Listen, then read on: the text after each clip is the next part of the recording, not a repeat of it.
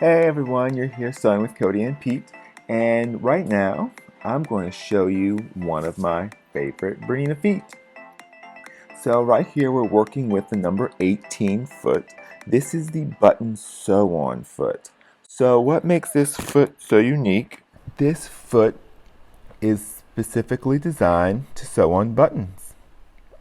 So with the Bernina sew on button foot number 18, we have these rubber pieces right here. And this is designed to hold the button in place while it's stitching it down.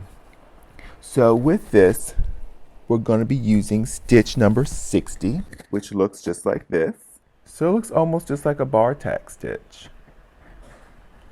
And you can even see it's got a little button.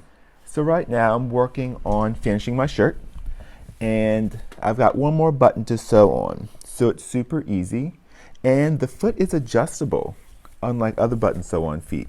So here, this little wheel right here, and we have this little bar right here. So just say if you're sewing on buttons of like a wool coat or something that you need some extra space when you actually place your other piece of fabric, through your buttonhole, and it's a thicker fabric, so you need a larger gap between your fabric and your button, you can adjust this bar. And all you have to do is loosen it, and you can raise and lower it. And what that's going to do is going to give you more space between your fabric and your button. So in this case, we're just working on regular cotton fabric. And here we've only got like 2-3 layers of fabric.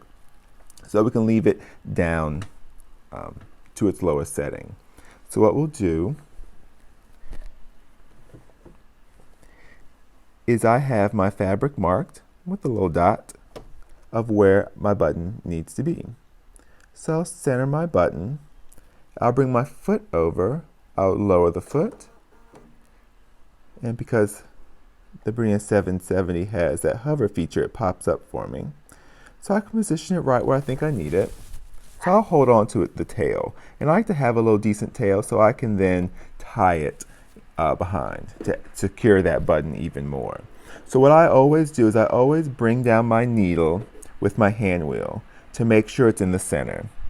So I'm looking at it here, and the needle's just slightly grazing the inside edge of that button. So what I'll do, I'll just kind of push the button over just a little bit, but those rubber feet hold it really nicely. So you gotta give it just a little push.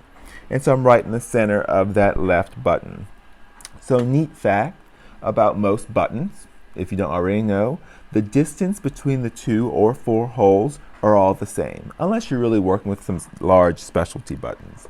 So all we do is press down the foot pedal, and it does all the work. And it stops all by itself. So here you can use your automatic thread cutter to kind of tie it down. Or what I'll do is I'll just lift up my foot, and I'll pull it forward, and it comes off the little bar. And then I'll use this tail, and then I'll just cut it. So then what I can do is I can either take a self-threading needle or just a needle with a nice large eye, like this one right here. And I will bring those 2 top tails down, may even give it a little tie, but I'll just bring them both down to the back of my fabric, and then I'll tie them with the tail back there. So I've got that, and I'll just feed it through one of the little holes in the button, bring it to the back.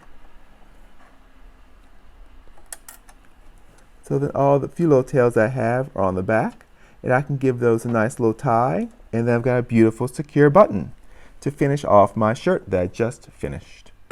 All right, hopefully you enjoy the number 18 sew-on button foot. I use it all the time whenever I'm working on garments.